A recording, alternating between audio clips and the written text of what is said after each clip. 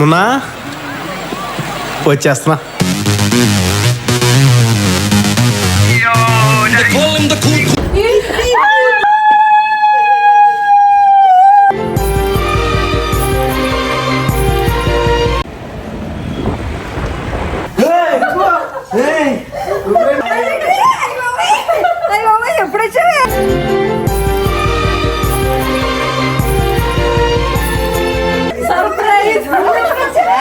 My sister, welcome home. మన channel ని కొత్తగా చూస్తున్న వాళ్ళు సబ్స్క్రైబ్ చేసేయండి. ఇలాంటి ఇంట్రెస్టింగ్ వీడియోస్ కోసం గంట సింబల్ కొట్టేయండి. Hey guys, welcome back to my YouTube channel Madhuri memories.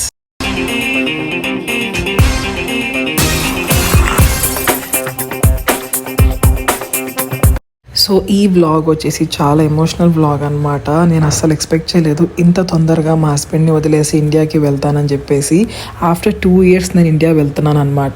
So India వెళ్ళిపోయే ముందు లాస్ట్ టైం భైరవ్ గారిని కలిసాను అనమాట. బయటకు వచ్చి వాడికి అసలు ఐడియా కూడా లేదు నేను వాడిని వదిలేసి వెళ్ళిపోతున్నానని చెప్పి. వాడు మంచిగా పెట్ చేయించుకున్నాడు. నాకు అసలు నా వల్ల కాలేదు వాడిని వదిలేసి వెళ్ళిపోతున్నానని ఫుల్గా ఎయిట్ చేశాను. అండ్ మా హస్బెండ్ని వదిలి వెళ్ళడం కూడా నాకు ఫస్ట్ టైం అనమాట పెళ్ళైన తర్వాత నుంచి. సో ఆయన గట్టిగా పట్టుకొని బాగా ఏడ్చాను, నా వల్ల అవ్వలేదు.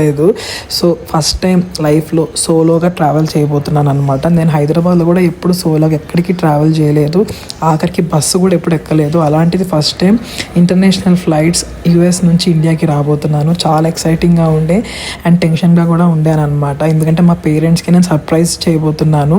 సో అదొక ఎక్సైటింగ్. నేనైతే ఫుడ్ తీసుకున్నాను, chicken tacos.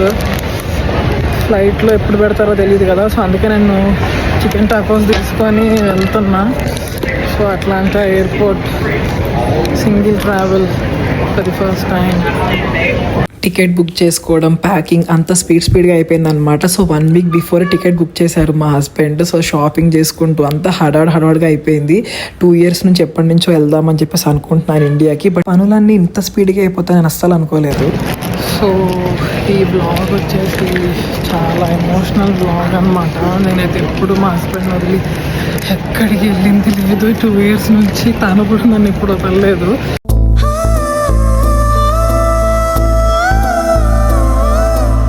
So first time మా హస్బెండ్ వదిలేసి నేనైతే ఇండియాకి వెళ్తున్నాను ఆఫ్టర్ 2 years. సో ఇండియాకి వెళ్తున్న హ్యాపీనెస్ ఉంది, ఈయనని అండ్ భైరవ్ గారిని వదిలేసి వెళ్తున్న బాధ కూడా ఉందన్నమాట.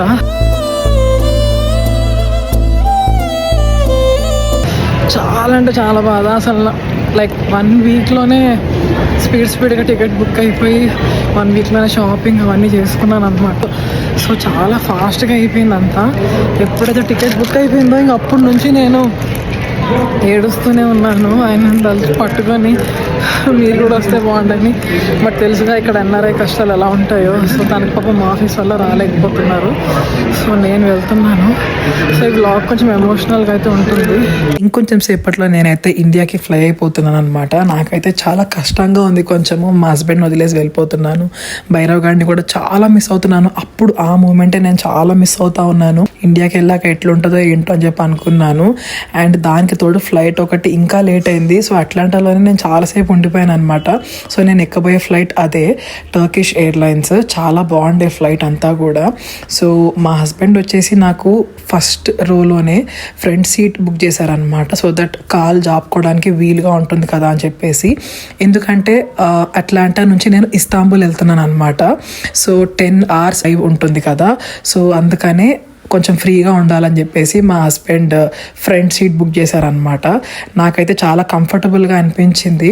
సో ఇట్లా ఒక్కదానే మా హస్బెండ్ లేకుండా ఫ్లైట్ ఎక్కడం కూడా ఫస్ట్ టైమే. నాకు అంతా చాలా కొత్తగా ఉండే ఎక్స్పీరియన్స్ అంతా కూడా. సీట్ చాలా కంఫర్టబుల్గా ఉండే అనమాట. నాకు కాల్ జాపుకోవడానికి చాలా మంచిగా అనిపించింది. నేను ఫ్లైట్ ఎక్కగానే మా హస్బెండ్కి వీడియో కాల్ చేశాను. మా భైరవ్ గారు డల్గా అట్లా పడుకుండిపోయాడంట బెంగగా. వాడు అసలు ఏం తినలేదంట. నాకు అసలు అవన్నీ వినంగానే అసలు తట్టుకోలేకపోయాను. బాగా ఏడుపు వచ్చేసింది. ఫస్ట్ టైం వాడిని వదిలేసి దూరంగా వెళ్ళిపోతున్నాను. అండ్ స్పెషల్లీ మా హస్బెండ్ని కూడా. సో ఫైనలీ అట్లాంటా నుంచి మా ఫ్లైట్ అయితే ఫ్లై అయిపోవడానికి రెడీ అయిపోయింది అనమాట. సో ఆ మూమెంట్ మా హస్బెండ్ని వదిలేసి వెళ్ళిపోతున్నానన్న బాధ అసలు మాటల్లో చెప్పలేను. చాలా అంటే చాలా ఫీల్ అయ్యాను. అండ్ ఇంకొక పక్క హ్యాపీనెస్ కూడా. ఆఫ్టర్ 2 years ఇండియాలో అడుగు పెట్టబోతున్నాను కదా, నేను పుట్టి పెరిగిన దేశానికి వెళ్తున్నానన్న హ్యాపీనెస్ మామూలుగా లేదనమాట. ఇది నిజమైన అసలు కలనా అనిపించింది అనమాట. ఎప్పటి నుంచో వెళ్దాం అనుకుంటూనే ఉన్నాం ఇద్దరం, కానీ అస్సలు కుదరట్లేదు. ఇంకా యుఎస్లో తెలుసు కదండి, చాలా కష్టంగా ఉంటుంది. ఎన్ఆర్ఐ కష్టాలు ఎప్పుడెప్పుడు వద్దామని అనుకుంటారు కానీ వాళ్ళకి అస్సలు అవ్వదు. సో ఫైనలీ నా ఫుడ్ అయితే వచ్చేసింది ఎయిర్లైన్స్లో, కానీ అస్సలు బాగాలేదు. వాళ్ళు పాస్తా పెట్టారు, చాలా చప్పగుండే. సో తినేటప్పుడు నాకు టీవీ చూడడం బాగా అలవాటు అనమాట. సో అందుకనే నేను జైలర్ మూవీ పెట్టుకున్నాను. నాకు ఈ మూవీ చాలా ఇష్టము. స్పెషల్లీ మా హస్బెండ్కి అయితే చాలా అంటే చాలా ఇష్టము. చాలాసార్లు మేము థియేటర్కి వెళ్ళి చూసాం మూవీ. हुकुम टाइगर का हुकुम.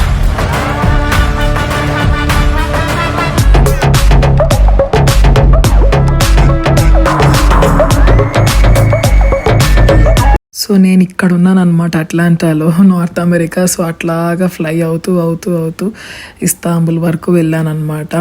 సో మధ్యలో మొత్తం సముద్రమే ఉండే. సో ఇస్తాంబుల్ నాకు ఆల్మోస్ట్ 10 hours పట్టింది. సో అసలు ట్రావెల్ చేసినట్టే అనిపించలేదు నాకైతే, మేబీ హ్యాపీనెస్ వల్ల అనుకుంటా. అండ్ మెయిన్ నాకు సీట్ చాలా కంఫర్టబుల్గా అనిపించింది. సో మంచిగా పడుకున్నాను. నైట్ 10 o'clockకి ఫ్లైట్ ఎక్కాను కదా, సో హాయిగా పడుకున్నాను అనమాట. ఫైనలీ నేనైతే ఇస్తాంబుల్కి అయితే వచ్చేసాను అనమాట. ఆఫ్టర్ 10 hours ఆఫ్ జర్నీ చాలా మంచిగా అనిపించింది నాకైతే, హాయిగా పడుకున్నాను. So look at the Istanbul airport. నిజంగా నాకైతే చాలా నచ్చింది. ఎన్ని బ్రాండ్స్ ఉన్నాయి అసలు, మంచిగా షాపింగ్ చేయొచ్చు. బట్ నాకు అంత టైం లేదు. 3.5 hours నేను ఇండియాకి ఫ్లైట్ ఎక్కాలన్నమాట. సో నా నెక్స్ట్ ఫ్లైట్ వచ్చేసి ముంబై అనమాట. ముంబైలో ఇంకొక 5 hours లేఓవర్ ఉంది. సో 5 hours ఎట్లా గడుస్తాయని చెప్పి అనుకున్నాను, కానీ చాలా ఫాస్ట్గానే అయిపోయింది. ఇస్తాంబుల్కి వెళ్ళంగానే నేనైతే మంచిగా ఫ్రెష్ అయ్యాను అనమాట. కొంచెం లైట్గా ఫేస్ వాష్ చేసుకొని బ్రష్ కూడా చేశాను అనమాట, ఏదైనా మంచిగా తిందామని చెప్పేసి. సో 3.5 hours లేఓవర్ కాబట్టి కొంచెం అట్లా టైం స్పెండ్ చేశాను ఎయిర్పోర్ట్లో. సో ఇస్తాంబుల్లో నేనైతే అరౌండ్ 5 o'clockకి అట్లా ల్యాండ్ అయ్యాను అనమాట. సో అక్కడ ఈవినింగే ఉండే మళ్ళీ, ఎందుకంటే నేను అట్లాంటాలో నేను నైట్ ఎక్కాను అండ్ మళ్ళీ ఇస్తాంబుల్లో ఈవినింగ్ ఉండే అనమాట. ఎందుకంటే అక్కడ టైం జోన్ కొంచెం ఫాస్ట్గా ఉంటుంది కదా. సో అక్కడ నాకు కొంచెం జెట్ లాగ్ అనిపించింది. మళ్ళీ ఫ్లైట్లో పడుకోవాలా అని అనుకున్నాను.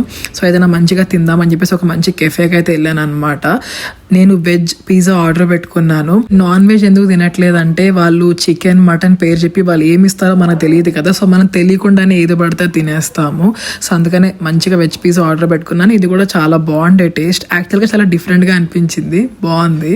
సో ఫైనలీ నేను ఇండియాకి వెళ్ళబోతున్న ఫ్లైట్ అయితే రెడీగా ఉందన్నమాట. సో ఇది వచ్చేసి ఇండిగో ఎయిర్లైన్స్. సో నేను ఇందాక ఆల్రెడీ చెప్పాను కదా, ముంబైలో 5 hours లేఓవర్ ఉందని చెప్పేసి. సో ఇస్తాంబుల్ నుంచి ముంబై నాకు ఆల్మోస్ట్ 5.5 hours 6 hours అయితే పట్టింది. సో ఎప్పుడెప్పుడు ఇండియాలో అడుగు పెడుతున్నానా అని చెప్పేసి నాకు అసలు మామూలు ఎక్సైట్మెంట్ లేదు. ఇస్తాంబుల్కి వెళ్ళాక ఇంకా ఎక్సైట్మెంట్ పెరిగిందనమాట. అండ్ రన్వే మీదకి మా ఫ్లైట్ రెడీగా ఉంది. సో అట్లా మెల్లగా ఫ్లై అయిపోయాను.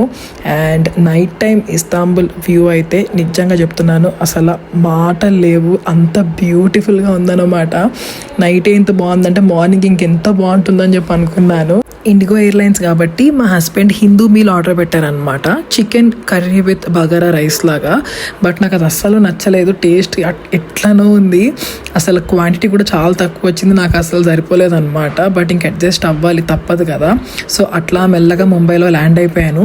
అదేంటి ఇప్పుడు దాకా ఫ్లైట్లోనే సడన్గా బస్లో ఉన్నా ఏందని చెప్పి అనుకుంటున్నారా? సో ముంబై ఎయిర్పోర్ట్లో ఇంటర్నేషనల్ టర్మినల్ నుంచి డొమెస్టిక్ టర్మినల్కి వెళ్తున్నాను అనమాట. సో అందుకే వాళ్ళు బస్ వే అరేంజ్ చేశారు. సో ముంబైలో ల్యాండ్ అవ్వగానే ఫస్ట్ నేను పంజాబీ సమోసా ఆర్డర్ పెట్టుకొని తిన్నాను. అదొక్కటి 100 రూపాయలు ఏకంగా. టేస్ట్ ఓకే ఉండే. నెక్స్ట్ ఈ న్యాచురల్స్ జ్యూస్ చూడండి, నార్మల్ బాటిల్ 200 రూపీస్ ఉండే. నిజంగా నాకు ఎయిర్పోర్ట్ రేట్స్ చూసి మామూలుగా షాక్ అవ్వలేదు నేను. ఫైనలీ నా హైదరాబాద్ ఫ్లైట్ రెడీగా ఉందన్నమాట. ఇక్కడ నుంచి అసలైన ఎక్సైట్మెంట్ స్టార్ట్ అయింది. ఒక పక్క టెన్షన్, ఇంకొక పక్క ఎక్సైట్మెంట్. అంటే అది టెన్షనో ఎక్సైట్మెంటో ఏంటో తెలీదు. ఇండియా వచ్చినప్పటి నుంచి, అంటే ఎప్పుడైతే ఇండియా ట్రిప్ ప్లాన్ చేస్తామో యూఎస్ఏలో, అప్పటి నుంచి అసలు ప్రాపర్గా నిద్ర ఉండదు, సరిగ్గా అన్నం తినలేము. ఆ హ్యాపీనెస్ అసలు నిజంగా మాటలు ఉండవు అనమాట. 1 hour ఫ్లైట్ అయితే ఉండే అనమాట ముంబై నుంచి హైదరాబాద్కి. అట్లా ఫ్లై అయిందో లేదో వెంటనే ల్యాండ్ కూడా అయిపోయింది అనమాట. అంత స్పీడ్గా మేబీ నా హ్యాపీనెస్కో ఏంటో కానీ అసలు ట్రావెల్ చేసినట్టే అనిపించలేదు హైదరాబాద్కి. చాలా ఫాస్ట్గా వెళ్ళిపోయినట్టు అనిపించింది నాకైతే. రైట్ లెగ్ పెట్టి హైదరాబాద్లో అడుగు పెట్టేశాను. ఫైనలీ మీకు వీడియోలో లెఫ్ట్ లెగ్ కనిపిస్తుండొచ్చు, కానీ సెల్ఫీ క్యామ్ ఆన్ చేశాను కదా, సో అందుకే మీ అందరికి అట్లా కనిపించుండొచ్చు. चल चल रे चल मेरे साथी हम बन गए हैदराबादी तन रोडिलो चोटिच्चे ही హైదరాబాద్లో దిగంగానే నాకు ఫస్ట్ పరిచయమైన వ్యక్తి క్యాబ్ డ్రైవర్ అన్న. అమెరికాలో జరిగే విషయాలన్నీ చెప్పి అన్న బుర్ర తినేసాను. రావాలి డైరెక్ట్ గా రాకూడదు. అయ్యి బాబోయ్ మస్తు రూల్స్ అన్న బాబు. ఈడ అసలు వెళ్ళిపోతారు ఎట్లా పడితే అట్లా. అసలు నేను ఈడ సీట్ బెల్ట్ కూడా పెట్టుకోలే. అవును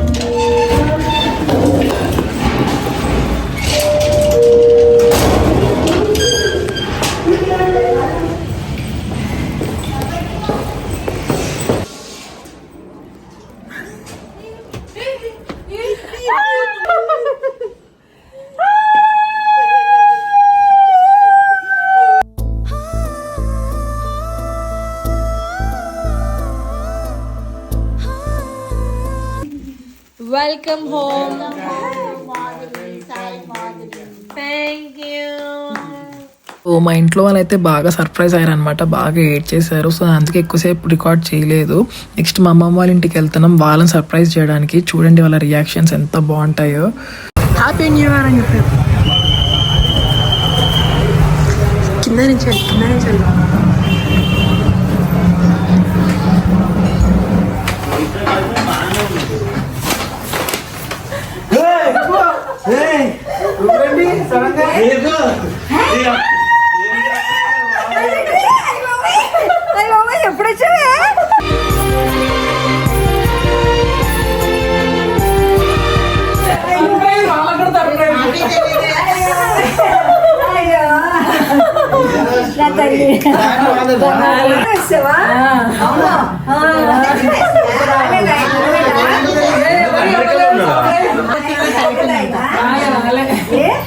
అంటే ఆఫీస్ జాబ్ గురించి వచ్చా. చుట్టాల పిలుపుల్లో మాటలే కలిపేస్తూ మనసారా మమతల్ని పండించి మై సిస్టర్. అరే వద్దురా. ఏ చెప్పు ఆడియన్స్ తోడు ఏదైనా మాట్లాడు. మాట్లాడవే. అది ఎప్పుడు పెడతావు? మాట్లాడే.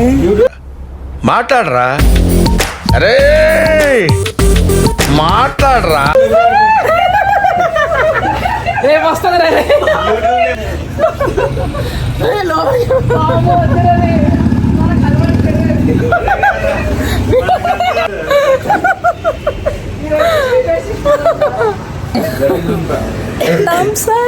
పండు రాకుండా బింగో ఫైనల్లీ. అయ్యిందో నోట్ల జల వచ్చిందయ్యా. Happy new year. సో ఇదండి ఇవాల్టి వ్లాగ్. మీ అందరికీ నచ్చిందని అనుకుంటున్నాను. నచ్చితే ఖచ్చితంగా లైక్ చేయండి, షేర్ చేయడం మాత్రం అస్సలు మర్చిపోవద్దు. అండ్ ఇలాంటి మరిన్ని ఇంట్రెస్టింగ్ వీడియోస్ కోసం మన ఛానల్ని సబ్స్క్రైబ్ చేసేసేయండి. Bye guys.